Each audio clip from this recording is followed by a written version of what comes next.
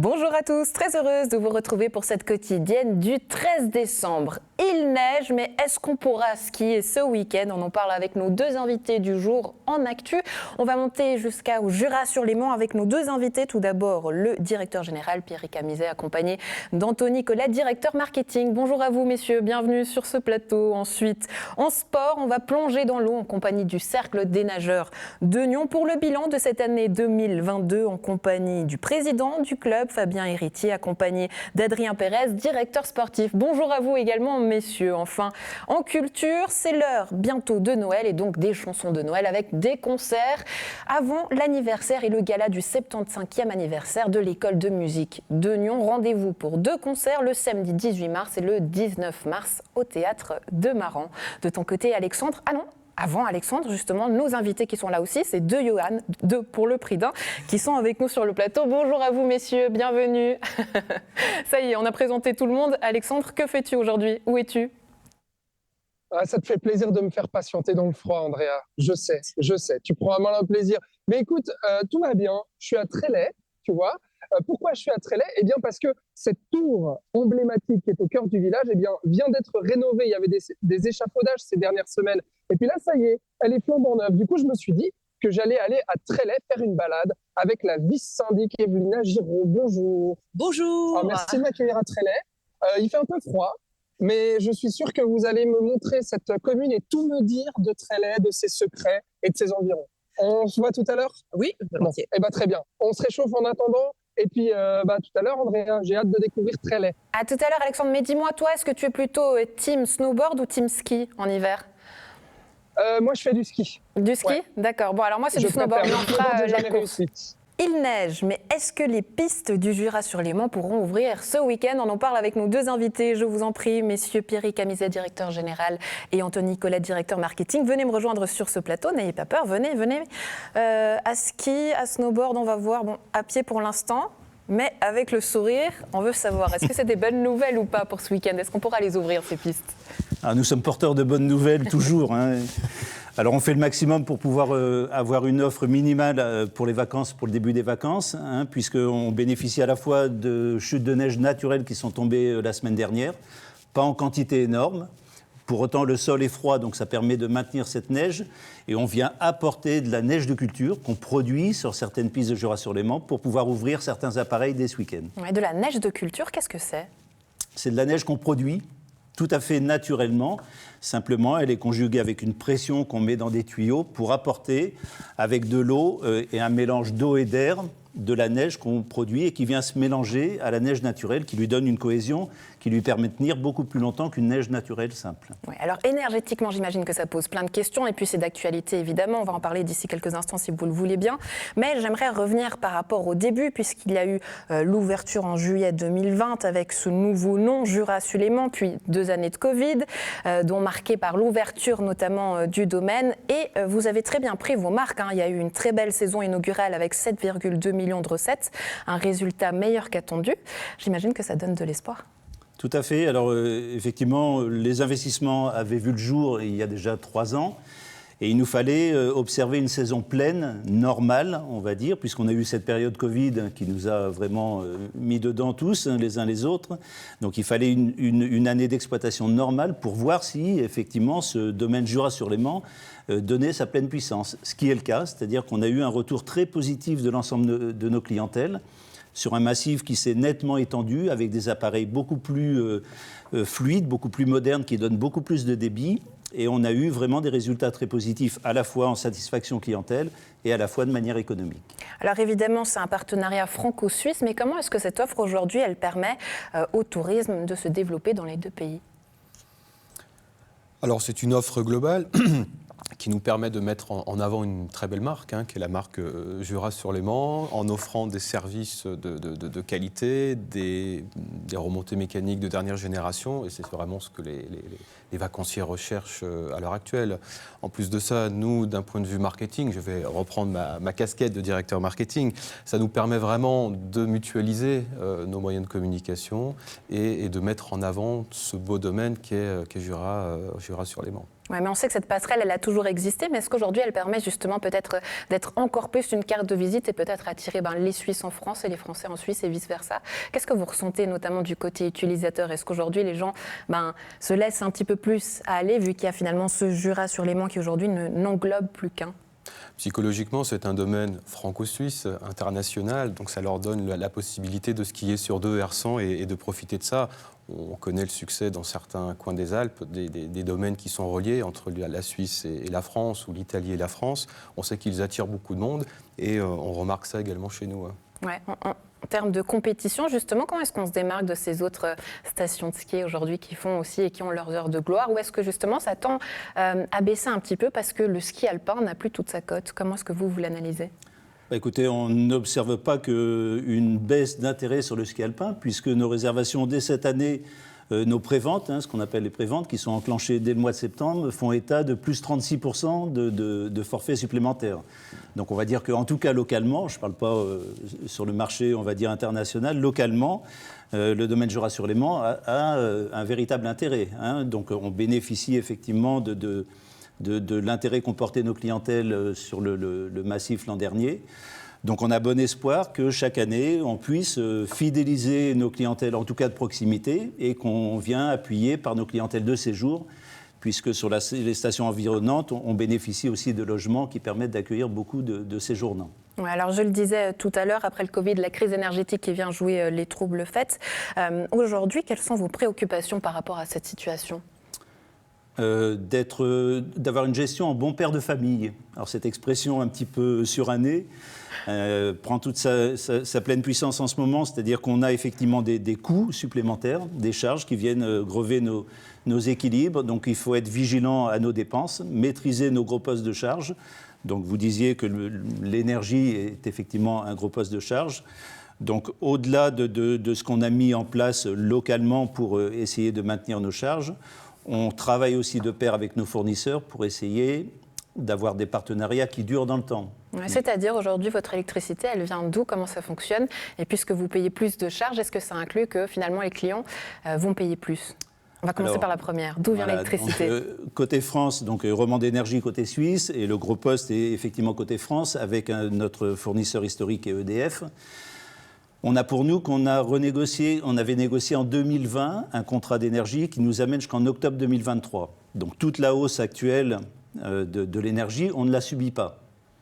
Pour autant, avec la guerre russo-ukrainienne, donc au mois de février, on a renégocié nos contrats par anticipation et on a re-signé ce printemps dernier un contrat qui va d'octobre 23 à décembre 25. Alors que maintenant, ceux qui sont en cours de négociation actuelle subissent de plein fouet les augmentations. Donc on va dire qu'à partir d'octobre 23, on aura une augmentation de l'ordre de 40%, mais qui n'est rien à côté des négociations qui sont en cours. Mais une augmentation qui va se sentir auprès des tarifs et auprès des clients? Alors non, puisque le pari a été clairement dit, on a voté nos tarifs au mois de juin et on ne fait subir, on va dire, aux clients qu'une augmentation de 5,5%. C'était un choix délibéré de manière à ce qu'il y ait un équilibre. On fait participer un peu plus notre clientèle à une augmentation qui sera moindre que l'inflation. 5,5%, c'est moindre que l'inflation. Charge à l'entreprise de faire un peu le dos rond, c'est-à-dire d'accepter et de prendre toutes les mesures de gestion, bon père de famille, pour trouver des équilibres sans altérer le produit, parce que ça c'est important, il ne faut en aucun cas que le client soit tributaire d'un produit qui serait dégradé ou autre. Ouais. Donc c'est à nous de travailler en bonne intelligence pour maîtriser nos charges. Ouais, ça j'imagine que ça passe aussi par une bonne communication. Antoine Nicolet, est-ce que vous aviez envisagé justement porter cette casquette-là quand on parle de la guerre et qu'aujourd'hui ça a un impact aussi, crise énergétique aussi, hein. On se dit finalement on entend beaucoup dire que si il y a crise, il y a peut-être des activités qui sont annexes comme le ski, comme les remontées mécaniques qui ne pourraient pas continuer. On sait que ça pourrait être arrêté. Donc là, est-ce qu'il faut rassurer les gens encore plus ? On rassure les gens, mais on s'aperçoit également que les gens ont envie d'aller à la montagne, ont envie de profiter des grands espaces et ont envie de skier. Et toutes les études le démontrent, que ce soit, on travaille avec G2A ou Domaine skiable de France, et les études que eux nous ont transmises montrent bien ce désir d'aller skier, de profiter de la montagne. Ensuite, la communication, elle est très importante pour rassurer. Alors moi, je suis arrivé il n'y a pas très longtemps au Rousse, il y a uniquement 3 mois, mais j'ai mis l'accent sur la communication digitale. Ouais, mais je vous posais la question tout à l'heure l'heure de savoir comment vous diversifiez votre offre, je vais y arriver. Mais aujourd'hui, sachant qu'il y a tous ces petits pépins, on va les appeler comme ça, est-ce qu'il faut aller chercher encore quelque chose de plus spécifique et de plus pointu? Non, je pense qu'il faut rester classique, montrer toute la belle offre que nous avons à la station des Rousses. Et Dieu sait qu'on a du multi-activité à proposer aux gens. On a un très beau domaine alpin, donc il faut les rassurer, leur dire que chez nous, il y a de la qualité, il y a du ski de qualité. Bon, le sujet qui fâche, messieurs, c'est toujours le financement. On sait qu'il y a finalement ces DAB qui sont sortis de terre, le futur centre d'accueil, qui devrait être livré pour mai 2023. Est-ce que ça, déjà, c'est un peu frustrant, très franchement, de devoir attendre encore? Alors, on aiguise l'appétit des gens puisqu'il est sorti de terre et qu'il est là dans sa dernière phase, on va dire, de construction, avec les aménagements intérieurs. Donc, les gens voient qu'il y a quelque chose qui va effectivement être à leur disposition. Ce bâtiment, pour nous, est crucial parce que c'est, au-delà même de l'intérêt que portent les gens à cette porte des DAP, des aménagements qu'il y a eu, c'est véritablement un bâtiment multiservice qui va ancrer la clientèle sur ce domaine et amener du service. Location de ski, restauration, etc. C'est une demande. On ne peut pas avoir une offre d'activité sans avoir des services en face. Et cet équilibre, il faut le trouver. Et ce bâtiment, on a non seulement bon espoir, mais on est persuadé qu'il remplira pleinement ses fonctions. Oui, alors on parle de financement parce que le bouclement des comptes n'est pas encore fait aujourd'hui. Et les Suisses vous réclament une participation. Qu'est-ce que ça veut dire que du côté français, vous n'êtes pas solidaire, on peut le dire comme ça? Ah non, on travaille de pair avec nos délégants, avec Télédol SA, bien sûr, qui nous met à disposition le domaine et puis les équipements. Donc il a fallu effectivement trouver des accords de partenariat à la fois sur la partie financement et sur la partie gestion du bâtiment. Donc on a contribué bien sûr par les redevances qu'on leur reverse à l'investissement de ce bâtiment. En contrepartie, on en aura la pleine exploitation et la pleine gestion.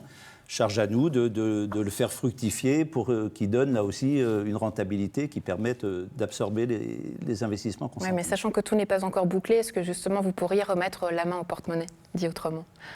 Là, on a finalisé des accords donc avec Télédol SA. Donc voilà, l'exploitation va se lancer dès la réception du bâtiment pour une exploitation dès l'hiver 2023-24. Très bien. Bon, je vais vous laisser le dernier mot, Anthony Collet, pour terminer, pour donner encore un peu plus envie aux gens, même si on a compris que les ventes vont bon train.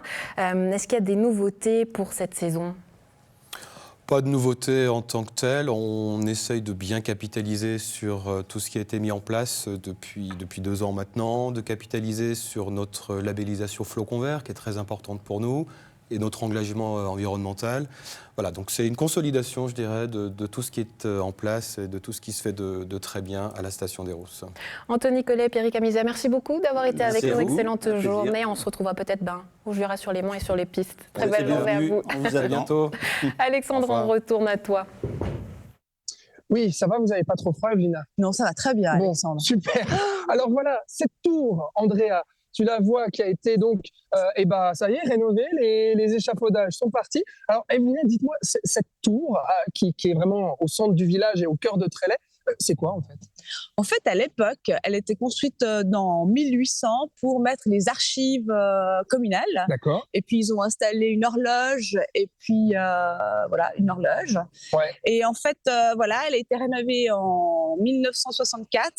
Et maintenant, il faut juste savoir que ce bâtiment a la note 1 des bâtiments nationaux, donc la note la plus élevée, ce qui fait que c'est vraiment un bâtiment emblématique et précieux pour notre patrimoine. Donc ça veut dire qu'il faut le rénover souvent et en prendre soin. Non, mais quand on le rénove, ça coûte cher. On va dire ça comme ça. On va dire ça comme ça, et en plus vous savez de quoi vous parlez, parce que ça me permet de dire aussi que vous êtes donc municipal ici à Trélay, vous êtes vice-syndic et en charge aussi des finances. Voilà, c'est une chose. Bon, alors on va se balader un peu dans ce village de Trélay. Alors commune de bientôt 1500 habitants, c'est ça que vous m'avez dit, hein? Exactement, 1500 habitants. On est proche de la forêt. On a 330 hectares de forêt. On a 4 alpages, parce que aussi des alpages. Et j'ai cœur de quand même les nommer, la Bien Borsate, la Trélasse, la Conriérie et puis le Vuarne, où justement nos agriculteurs, nos éleveurs bovins de Trélay louent ces espaces pour pouvoir amener leurs bêtes en été. Ouais. Et puis, Trélay, ça s'écrit, ça veut dire en patois, Ouais. Tré, ça veut dire derrière, et lait, ça veut dire forêt, ça veut pas dire lait, L-A-I-D. Donc en fait, voilà, c'est le village derrière la forêt. Donc la forêt a vraiment une importance particulière parce qu'on a vraiment 330 hectares, ce qui est énorme, ce qui est pas mal pour un village proche de la plaine. Ce qui fait qu'il y a justement au sein même des habitants de la commune pas mal justement d'emplois, on va dire, liés d'emplois forestiers. En fait. Alors quand on a une forêt, il faut l'entretenir. Donc ça a aussi un coût. On fait partie du groupement forestier La Colline avec Givrin et Genelier. Et puis, effectivement, la forêt, dans la forêt, on a un parcours Vita, ce qui est super sympa comme activité. Et puis, on peut faire une infinité de balades, justement, parce que dans le Jura, c'est incroyable. Donc, ça nous donne vraiment une place de jeu pour faire plein de choses. Voilà, vous parlez de place de jeu, alors on va juste se tourner. Voilà. Alors là, c'est l'école qu'on voit. Exactement. Alors, on fait partie d'un groupement scolaire avec 5 communes. Donc, il y a de nouveau Genelier, Givrin, Arzier, Saint-Sergue et Trélay. Et puis là, on a 3 bâtiments. Donc, Marmouzet, le plus ancien bâtiment où il y a les enfants de bas âge, enfin des premières années qui sont dans ce bâtiment-là. Ça, c'est le bâtiment de l'enfance où c'est l'accueil unité scolaire. Je ne m'occupe pas trop des écoles. Ah oui, pas trop les termes. Chacun son cache-père, vous me direz. UAPE, voilà. Où là, il y a justement la cantine, l'accueil, etc. On a un autre bâtiment, la Farandole, qui a été construit en 2001, pardon. Et puis là, on a les écoles plus élevées. Puis on a une salle polyvalente. Mais vous savez tout, je vous coupe, Evelyna, mais vous savez tout de Trélay, alors que vous me disiez hors micro que ça ne fait pas si longtemps que vous êtes dans la commune finalement. Non, ça ne fait pas si longtemps, ça fait depuis 2000, donc 2 ans. Mais bon, je suis préparée pour vous voir, Alexandre. Voilà, c'est ça. Vous avez préparé cette interview. Dites-moi, Evelyna, donc ça fait 2 ans que vous êtes là à Trélay, vous vous êtes investi du coup en politique, vous avez pris ces responsabilités-là de vice-syndic. Donc cette commune, j'imagine qu'elle vous tient à cœur finalement. C'est quoi l'âme de Trélay? C'est quoi sa spécificité parmi toutes ces communes du district de Nyon? Alors moi, ce que j'aime bien justement, c'est ce que je disais, on est dans la nature. D'ailleurs, on est dans le parc Jura vaudois, qui est un parc national. Il y en a 20 en Suisse. Et puis, donc c'est vraiment, ils veulent développer justement tout ce qui est la durabilité. Donc il y a vraiment cette simplicité de la nature, de la campagne. On est proche de Nyon, de Gland pour des activités. Mais je trouve que c'est la simplicité où les gens peuvent avoir des liens aussi simples, chaleureux et simples. Et ça me plaît beaucoup. Et c'est un village où toutes les générations sont bien représentées, donc il est vivant avec des enfants. Non, on a de la chance. On a vraiment de la chance de vivre ici. Effectivement, et puis il y a même justement le bon vivre de Trélay. Il y a certaines personnalités quand même qui s'en sont rendues compte, parce que vous avez le tennisman Gaël Monfils qui habite à Trélay. Vous avez le prix Nobel Michel Mayor.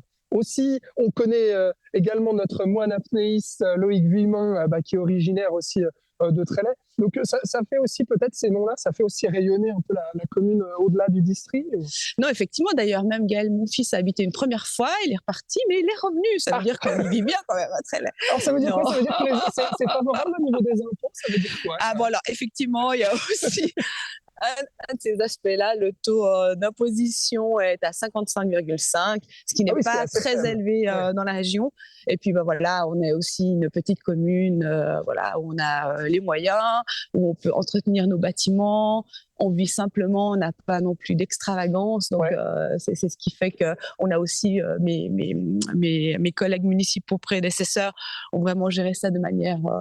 le terme paysan n'est pas forcément dans le bon sens, dans le pratique, dans le bon sens, quoi, vraiment. Donc, et d'un point de vue politique, alors, Evelyna Giraud, qu'est-ce qui se passe en ce moment à Trélay? Quels sont les grands projets, les grands enjeux, on va dire, de ces prochaines années? Alors, je dirais qu'il y en a en tout cas 2 qui sont très importants pour Trelley. Ouais. La transition énergétique, ça, on est tous dans cette crise où on doit trouver des solutions ou améliorer pour retrouver de l'énergie qui est plus locale que de l'étranger. Ouais. Donc, on a un chauffage à distance qu'on a construit en 2001 et puis qui est nourri avec des plaquettes, donc du bois de notre forêt. Donc, on avait déjà du bon sens à l'époque. C'est sur l'école, hein, c'est ça? Et c'est l'école, Ouais. et tout ce chauffage à distance chauffe tous les bâtiments de la commune. Donc, c'est vraiment extraordinaire. Je dis, on est moins impacté que d'autres communes par rapport à l'énergie pour nos bâtiments. Des projets de construction, de développement, qu'est-ce qu'il y a en ce Alors moment? là, on a un bâtiment qui s'appelle la Ferme Pôle, qu'on a acheté il y a quelques années et qu'on souhaiterait rénover, lui donner une âme. Donc, on est en train de réfléchir pour préparer un préavis sur ce bâtiment qui s'appelle la Ferme Pôle, qui est vraiment accolé à Et dans le but de l'auberge. faire quoi? Alors, on ne sait pas encore, parce que il y aurait peut-être une résidence des artistes qui pourraient s'y installer. Une fondation est intéressée, ou bien location de ces espaces pour des commerces. Ouais. Ce n'est pas encore défini, donc on doit travailler sur ce projet avec mes collègues. D'accord. Et très bien. Voilà, on finit gentiment ce petit tour du village donc de Trelley. Je vous propose Evelyna, pardon, excusez-moi, qu'on aille se mettre au chaud à l'auberge communale, Oui, qui est vraiment le cœur aussi de ce village de Trelley. Oui, ça marche? Et voilà, à tout de suite Andrea, ça y est, je suis heureux, je vais aller me mettre au chaud. À tout à l'heure Alexandre. Et moi je remarque une chose, à Trelley, on marche en plein milieu de la route. On marche en plein milieu de la route. Non, mais c'est pas. Écoute, c'est une petite ruelle, là, il n'y avait pas de voiture. Et puis, je suis accompagné avec la vice-syndic, donc si tu veux, voilà, je suis en sécurité. On n'est pas arrivé au temps. Les voitures s'arrêtent à son passage, c'est ça, c'est magnifique. À tout à l'heure Alexandre, au chaud. On va ouvrir à présent une page de sport en votre compagnie. Fabien Héritier, Adrien Pérez, je vous en prie, venez me rejoindre sur ce plateau pour un bilan de cette saison 2022, riche en changements du cercle des nageurs de Nyon. Malgré une perte nette de 55 000 francs annoncée lors de sa dernière assemblée, le CNN regarde vers l'avenir avec de très belles nouvelles, une école de natation à nouveau attractive et une jeune section water-polo prometteuse et un nouveau directeur sportif en votre personne, Adrien Pérez. Bonjour. Bonjour. Fabien Héritier, bonjour. Merci beaucoup d'être avec nous. Alors, une année 2022 mouvementée. Comment est-ce que vous l'avez vécu en tant que président déjà ? Alors effectivement, l'année a été très mouvementée dans le sens qu'on a repris toute la gestion de ce club. Et on l'a repris dans une situation, on va dire, très difficile au niveau structurel où il y avait beaucoup de manquements, des commissions, par exemple, des commissions techniques qui n'étaient pas formées, qui n'étaient pas structurées. Des postes qui n'étaient pas attribués. Donc nous avons dû structurer beaucoup d'éléments, nous avons dû faire pas mal d'engagements. Nous avons dû également structurer un certain nombre de postes qui étaient existants, mais qu'on a dû imaginer différemment. Et puis, donc, ça nous a demandé énormément de travail à tous les niveaux, mais principalement au niveau du comité, parce qu'effectivement, on a dû aussi prendre sur nous beaucoup de tâches opérationnelles qui, normalement, sont plutôt gérées par des secrétariats, par notamment des tâches administratives. Ouais, ce que vous nous dites, c'est qu'il faut être un petit peu fourré au moulin, mais qui dit mouvement dit aussi changement et opportunité. Aujourd'hui, quel bilan vous tirez? Vers quoi vous voulez aller? Parce que j'imagine qu'il y a des certitudes et des choses qui se dessinent de manière très concrète. Alors tout à fait, effectivement, cette première année nous a permis déjà de restructurer un certain nombre de choses, mais elle nous a permis aussi de comprendre un peu tout le fonctionnement du club. Et puis ça nous a amené à faire un certain nombre d'engagements, dont l'engagement de Adrien Pérez tout récemment.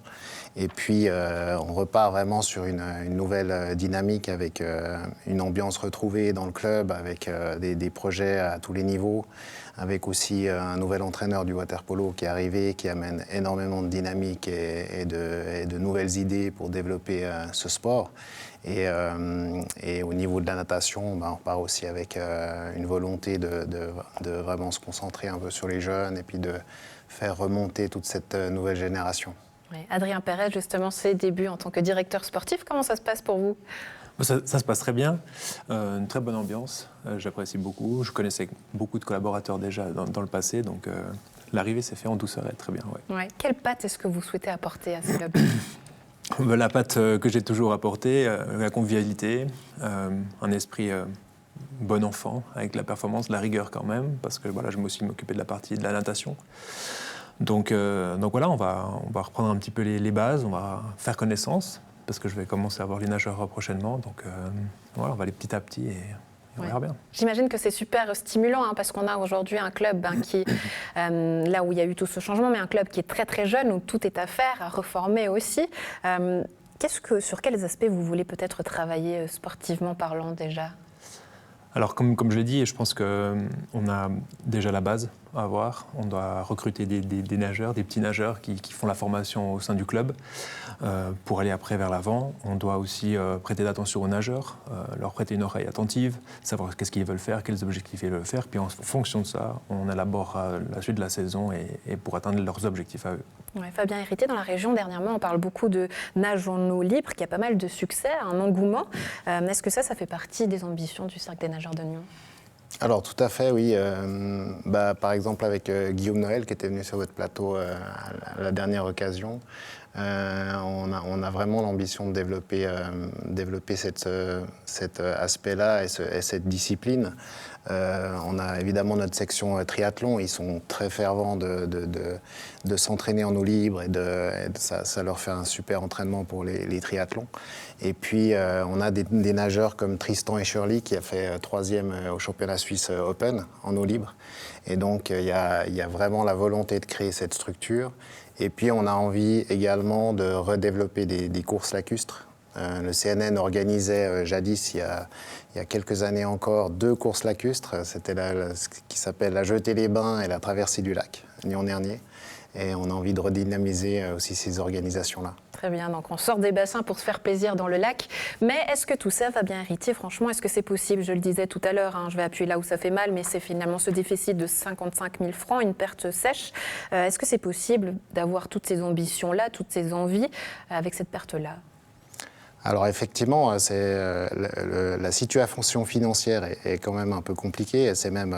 Cette année, c'est même 115 000 francs de déficit qu'on a fait, qui est notamment dû au fait que l'école de natation n'avait pas été relancée par l'ancien comité. La volonté, c'est clairement de développer ces activités-là et qu'elles soient neutres financièrement, donc qu'elles s'autofinancent. Ouais, mais est-ce qu'aujourd'hui, ça remet en péril l'état de santé, oui, du club, je l'imagine, vu que vous nous dites que ça a des conséquences, mais est-ce que ça pourrait mettre en péril sa survie ? Alors, on a eu beaucoup de craintes là-dessus. Cette année, ça a été effectivement, dans l'état où on a trouvé le club, si on n'avait pas pris tout un certain nombre de mesures de correction, c'était vers ça que le club allait.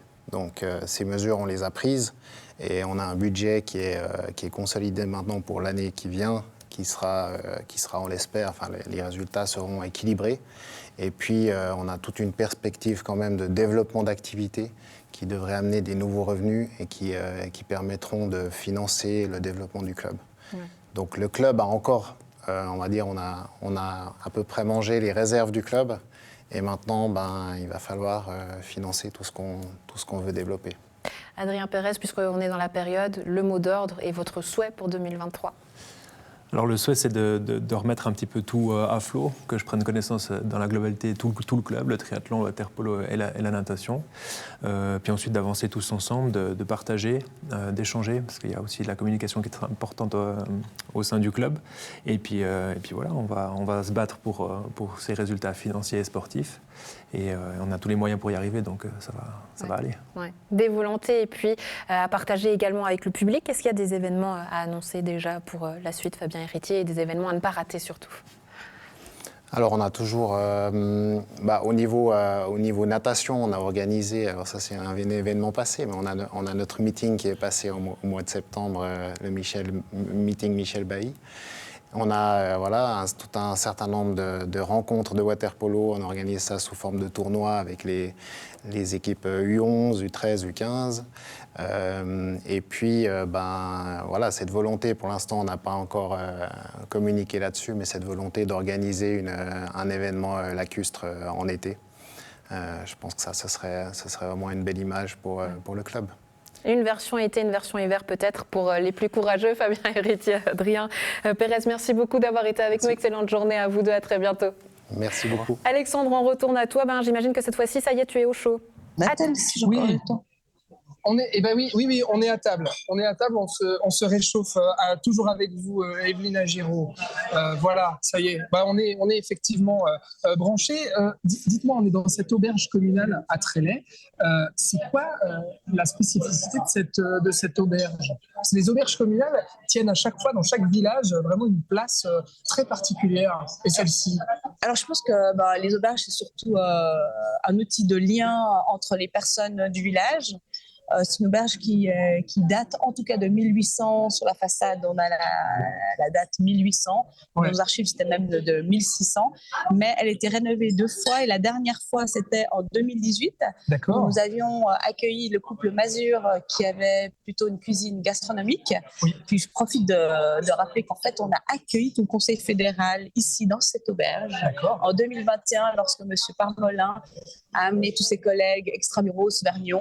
Et ils ont mangé ici, à Trélay, dans cette petite bourgade, une petite bourgade. Ah oui, d'accord. Alors c'est vrai que justement, le couple que vous citiez a quitté l'auberge cette année, en 2022, justement, pour être repris par un nouveau couple. On va essayer d'ailleurs, Andrea, après de demander au chef de venir nous saluer. Voilà, on va demander justement. Alors ils ne nous voient pas, mais ils vont nous voir. Et puis ils vont venir juste nous dire un mot. Mais donc aujourd'hui, c'est quoi qu'ils proposent ici justement? Alors maintenant, le couple Pertus est arrivé le 1er juillet 2022. Ouais. Et ce qu'ils proposent, eux, une cuisine accueillante, locale, avec des produits locaux. Ils sont vraiment chaleureux. Et vraiment, là, vous voyez tout le monde qui est à midi, c'est vraiment bien habité par toutes les personnes. On est toujours bienvenus pour l'apéritif, pour un café, etc. Donc ils sont très accueillants, je dirais. Ah bah voilà. Donc effectivement, je ne peux pas filmer les gens au restaurant, Andrea. Tu connais les règles, je pense. Mais je peux te le dire, comme toutes les auberges communales, c'est plein à craquer le midi. Et puis l'ambiance est effectivement conviviale. Ah bah voilà, madame qui nous a vu et qui va donc nous chercher le chef. Vous allez manger quoi, Evelyna, vous savez? Alors, je n'ai pas encore décidé. À vrai dire. Là, on a fait une petite balade au frais. Donc, la première chose qu'on voulait, c'était d'avoir quelque chose de chaud. Et puis là, je pense qu'il y a plein de choses. On vient bien trouver quelque chose qui va nous satisfaire. On va regarder le menu du jour. On n'a pas encore regardé. Et puis du coup, alors, je crois que le chef va arriver. Mais si tu le souhaites, peut-être, on fait peut-être une toute petite pause, parce que on va pas combler les vides, on va peut-être te laisser parler culture, et puis nous, on va commander à manger, et ensuite, on parlera au chef. Qu'est-ce que t'en dis, Andrea? Oui, j'en dis que du bien, mais en tout cas, moi, tu me donnes faim. Une chose est sûre, ta technique pour râper le serveur ou le chef est très mauvaise, donc il va falloir travailler ça, Alexandre. À tout à l'heure. Allez, on passe à la page culture.